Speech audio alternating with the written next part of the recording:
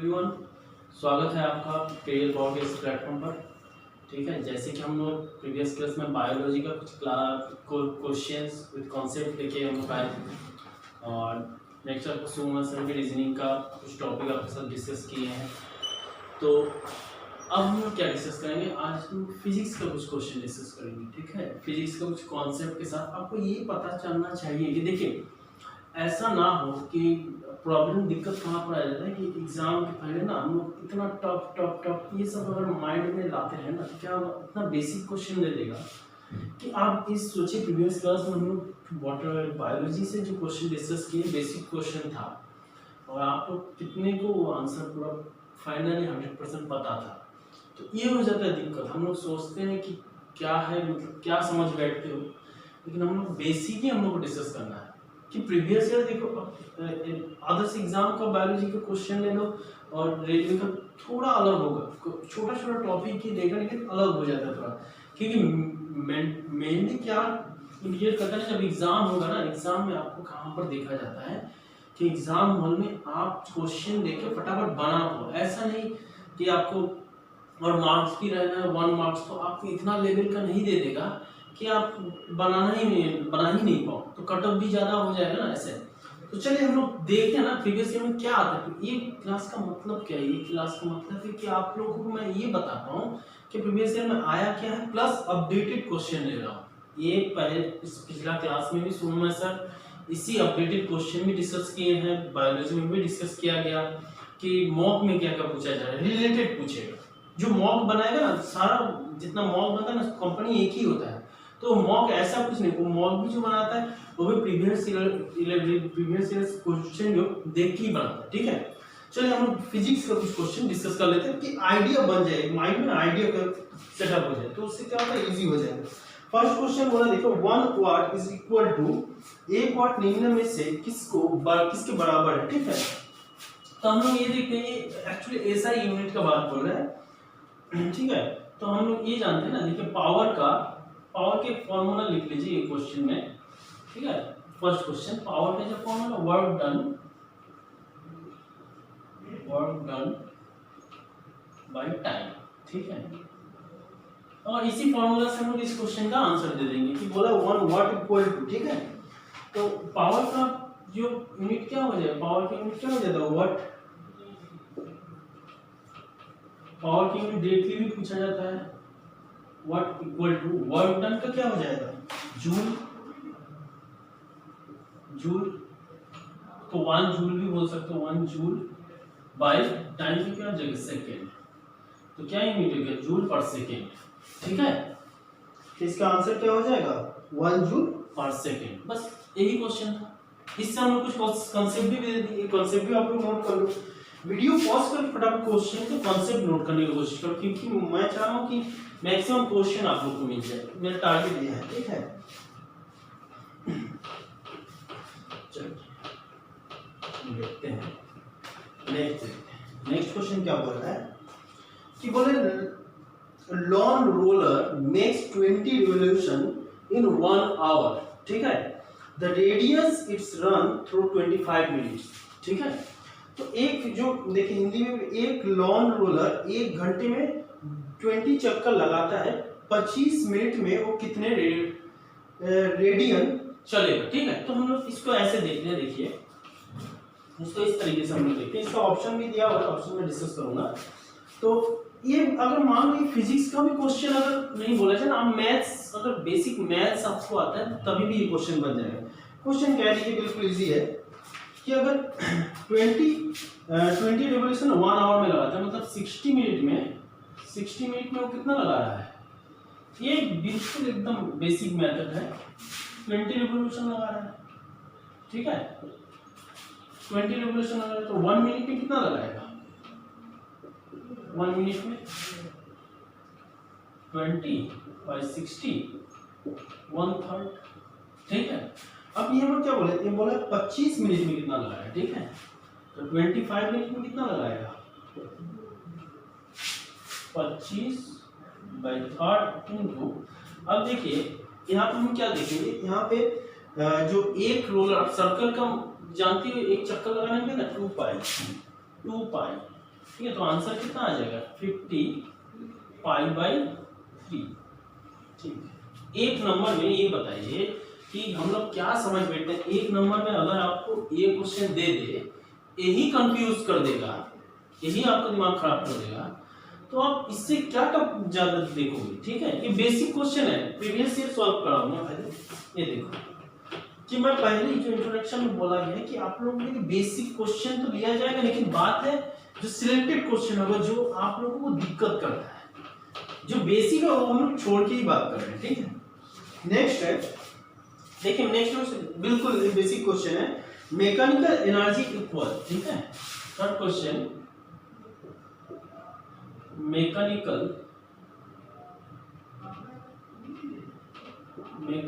Energy equal to, क्या answer हो जाएगा इसका? इसका आंसर डायरेक्टली आप लोग याद रखिए। देखिए ये जो थ्योरी क्लास पढ़े हैं ना, बिल्कुल उन लोगों को याद होगा। काइनेटिक एनर्जी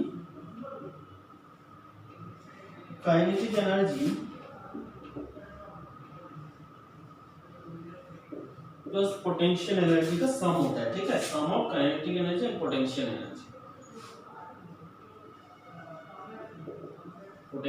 एनर्जी, ठीक है।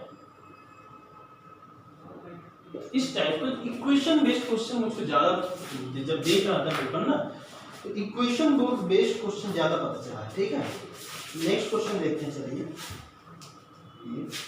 नेक्स्ट क्वेश्चन हो गया एक एडीएक्स सम टाइप की है, फिजिक्स का जो न्यूमेरिकली है उसको डिस्कस कर लेते हैं। देखिए नेक्स्ट क्वेश्चन बोला गया है, an object weighing 20 kg is raised through a height 2 meter। ठीक है, मैं क्वेश्चन थोड़ा इजीली आपको समझाता हूं। देखिए मान लीजिए एक ऑब्जेक्ट है, ठीक है,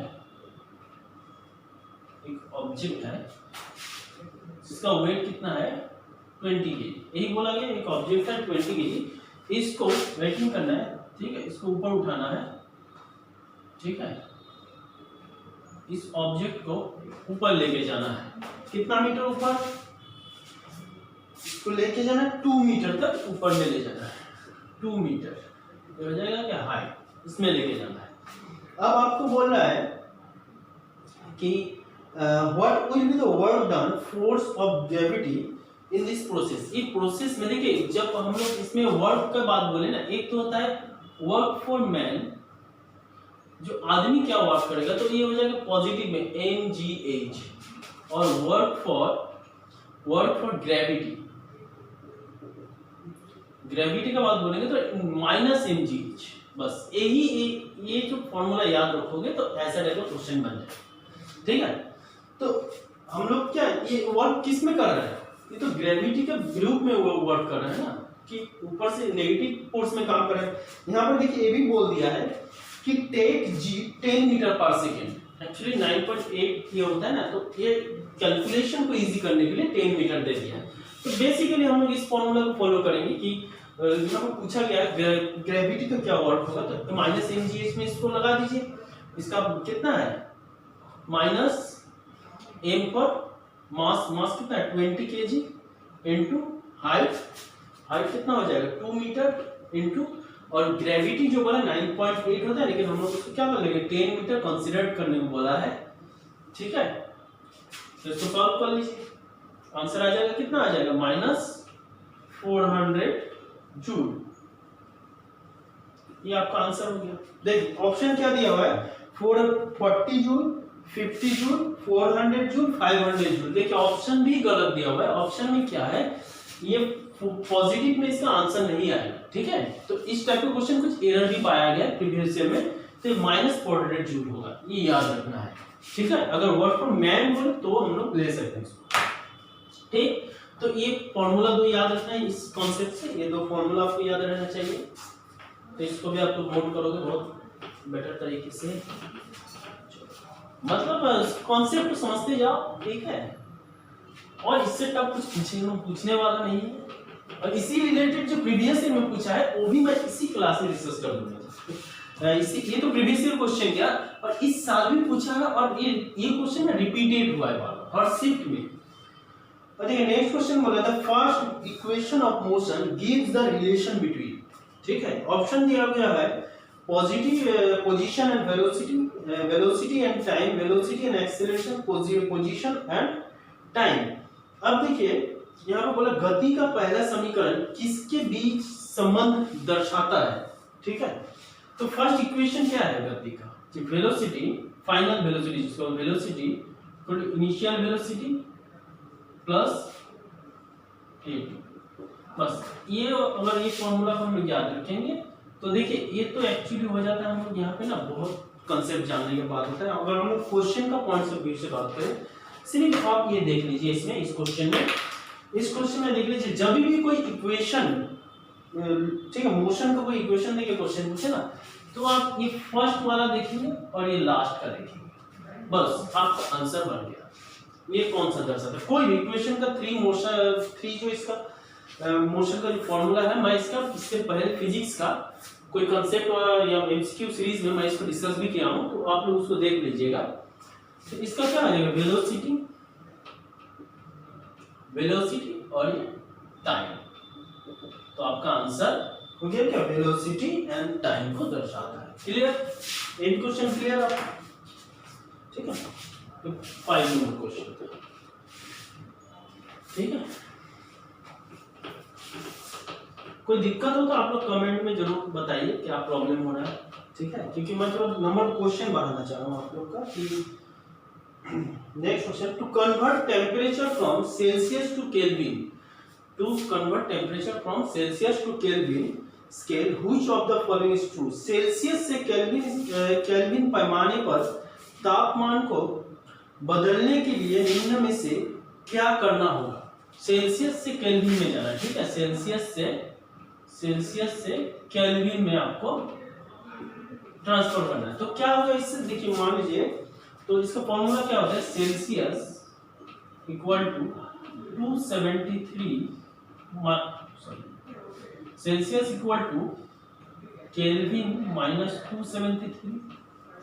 तो अगर केल्विन में जाना तो क्या कर लेंगे हम लोग, यहाँ पर ऑप्शन दिया गया है क्या, देखिए divide the given temperature by 273, होगा नहीं, ठीक है। हम लोग केल्विन में पूछा ना, तो केल्विन में पूछेंगे तो क्या करेगा, ये प्लस हो जाएगा सेल्सियस के साथ, प्लस 273। ये इक्वेशन से ही देखिए क्वेश्चन का आंसर बन गया। तो फर्स्ट ऑप्शन नहीं होगा, multiply the given temperature 273, subtract 273 from the given temperature, add 273 from the given temperature, तो ऐड हो जाएगा इसका आंसर, ठीक है। मान लीजिए आप एक होमवर्क भी इसको आप एक कर सकते हो। मान लीजिए सेल्सियस में दिया हुआ है, सेल्सियस में दिया हुआ है 27, लेकिन आपको इसको केल्विन स्केल में आप लोग निकाल के कमेंट में बताइएगा, ठीक है, क्लियर। तो ये हो गया आपका ये एक कॉन्सेप्ट, ठीक है। तो अभी डायरेक्टली क्या हुआ, एक मॉक पेपर में देखा डायरेक्टली क्वेश्चन ही पूछा है, तो देखिए क्वेश्चन को कैसे चेंज किया, डायरेक्टली क्वेश्चन पूछ लिया, ठीक है। तो ये आपको लेके चलना है।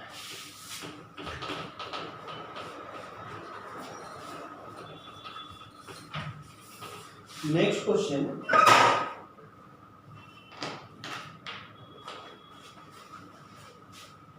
फिर वही क्वेश्चन देखिए, थोड़ा एक ही शिफ्ट में 2 बार ये क्वेश्चन पूछा गया है, मतलब 2 डिफरेंट शिफ्ट में। A 5 kg object rise through a height 4 metre, ठीक है। मान लीजिए एक हाइट, ये ऑब्जेक्ट है 5 kg का, ठीक है, 5 kg, इसको 4 मीटर हाइट तक लेके गया, 4 मीटर, ठीक है, हाइट 5 kg, हाइट क्या हो जाएगा 4 मीटर तक लिफ्ट किया। तो वही फॉर्मूला लगा देना है। फॉर्मूला क्या है, ग्रेविटी का ही पूछा गया है यहाँ पे कि वर्क डन बाय ग्रेविटी, ठीक है।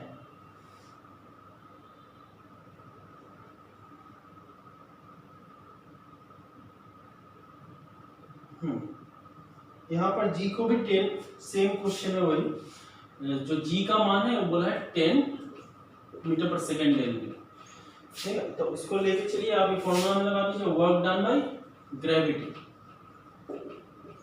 ठीक हो जाएगा, माइनस mgh। तो इसमें आप लोग ये खुद से सॉल्व कर लीजिए, ठीक है। ये क्वेश्चन आप लोग खुद से करोगे क्योंकि इस टाइप का एक क्वेश्चन डिस्कस हो चुका है।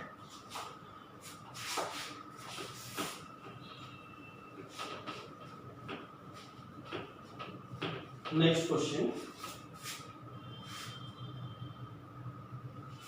क्वेश्चन बोला है if a body read a circle then the work done on it. देखिए ये कॉन्सेप्ट भी डिस्कस किया गया। मान लीजिए एक कोई ऑब्जेक्ट है सर्कुलर एक पथ में मूव कर रहा है, ठीक है। तो यहाँ पे देखिए एक केंद्र में ना एक फोर्स काम करता है जिसको हम लोग बोलते हैं सेंट्रीपिटल फोर्स, ठीक है।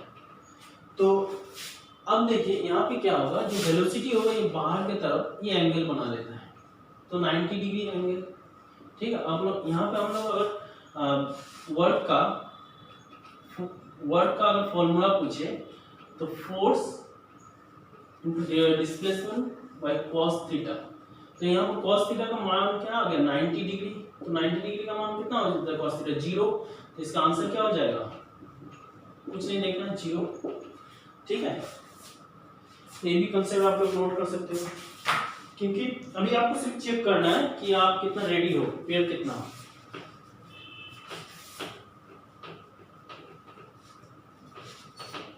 Next question, if you look into a mirror, find that image is smaller than you, then the type of mirror, ठीक है। अगर बोला गया आप क्वेश्चन देखिए यहाँ पे, यदि आप एक दर्पण पे देखते पाते हो कि छवि आपसे छोटा है तो दर्पण का प्रकार क्या होगा, ठीक है। मान लीजिए अगर इसमें ये भी बोल दे, इसमें मेंशन कर दे कि इरेक्ट होगा, इरेक्ट और डिमिनिश, छोटा और सीधा, ठीक है।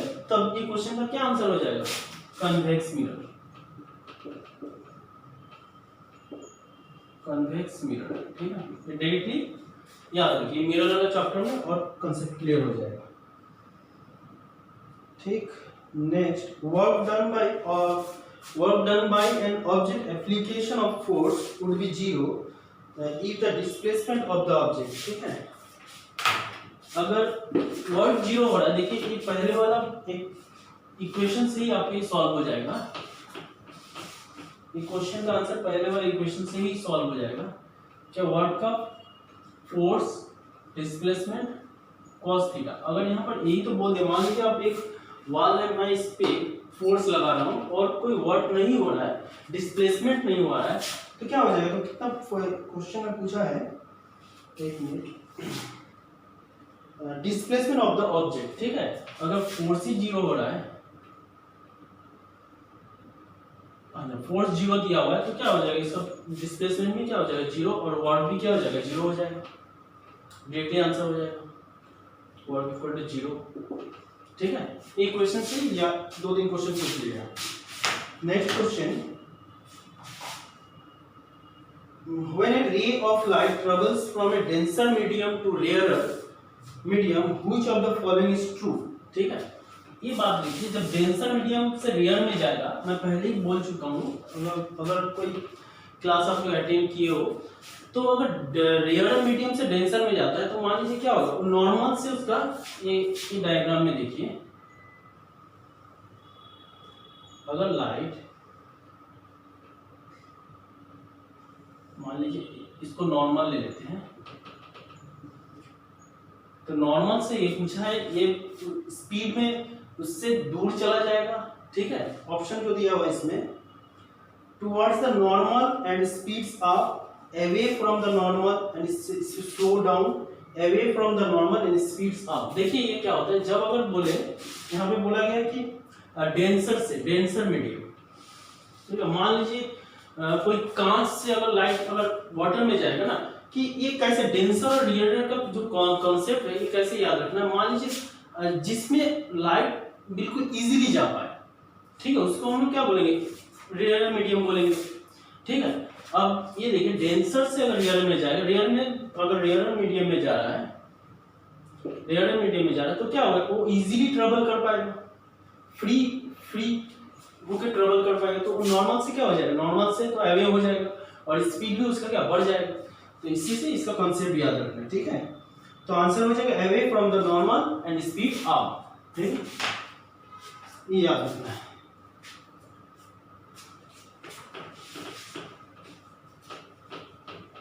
नेक्स्ट क्वेश्चन,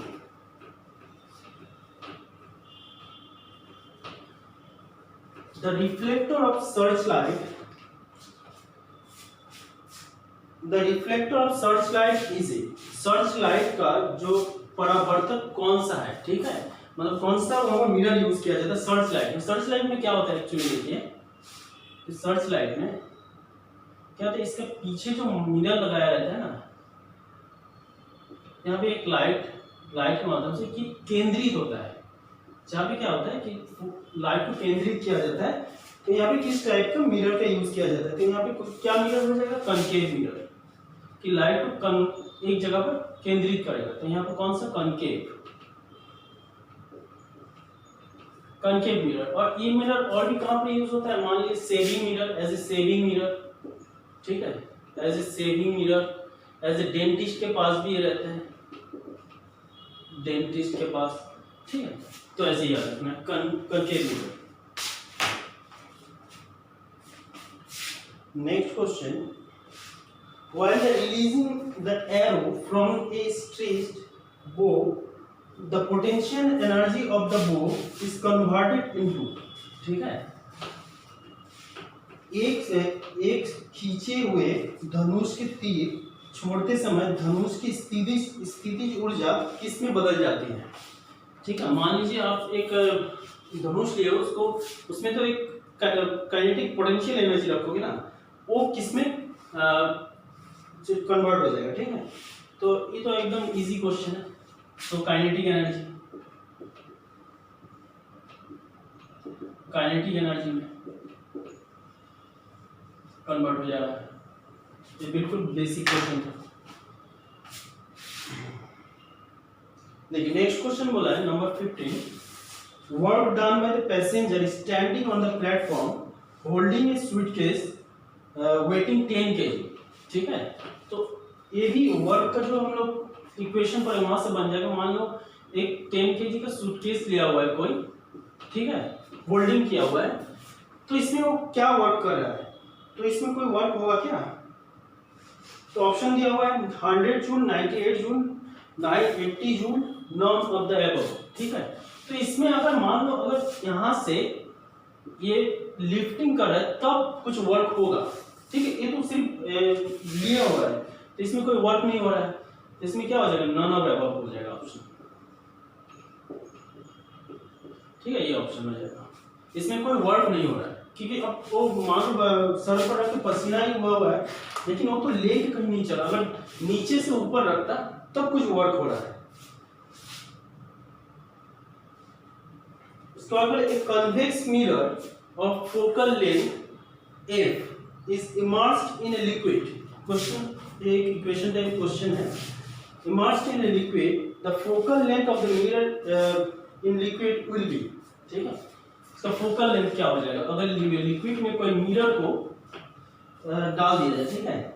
तो एक्चुअली ये क्वेश्चन मतलब थोड़ा समझने का है, क्योंकि अगर पानी में कोई मिरर को अगर रख दिया जाए ना, तो उसमें फोकल लेंथ का उसका कुछ चेंजेस नहीं होगा।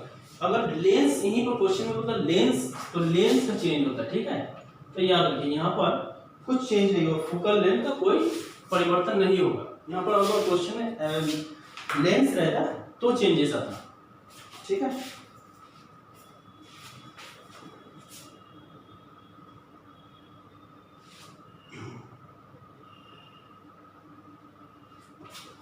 Next question, the value of universal gravitational constant was determined by, ठीक है। देखिए एक हम लोग तो ये तो जानते हैं ग्रेविटेशनल कांस्टेंट, ठीक है, ये कौन दिया है थ्योरी, तो इसका ऑप्शन दिया John Dalton, Isaac Newton, Henry Cavendish और एंटोनी लेवोजियर। तो इसका आंसर क्या हो जाएगा, हेनरी कैवेंडिश, ठीक है। तो क्वेश्चन का डायरेक्टली आंसर याद रखिएगा।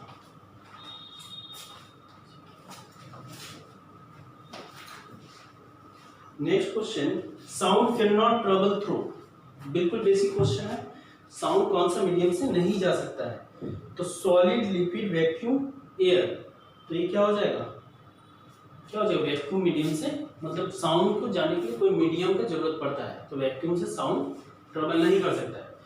ठीक है, तो ये देखिए आज हम लोग कुछ 15-16 क्वेश्चन ऐसे डिस्कस किए हैं, तो थोड़ा स्पीड ले रहे हैं क्योंकि नहीं तो नंबर ऑफ क्वेश्चन का आपको पता नहीं चलेगा। आप सिर्फ ये देखो कि आपसे कितना क्वेश्चन बढ़ रहा है, तो ये माइंड में लेके चलना है। अब नंबर ऑफ क्वेश्चन अगर बढ़ेगा, आप मान लो ये सब क्वेश्चन आप लोग सॉल्व कर चुके हैं, तो आप में एक अलग कॉन्फिडेंट आएगा। ठीक है, तो ऐसे ही करके हम लोग और हर एक सब्जेक्ट से जीएस का जो टॉपिक है वो टॉपिक लेंगे और क्वेश्चंस डिस्कस करेंगे जो प्रीवियस ईयर में।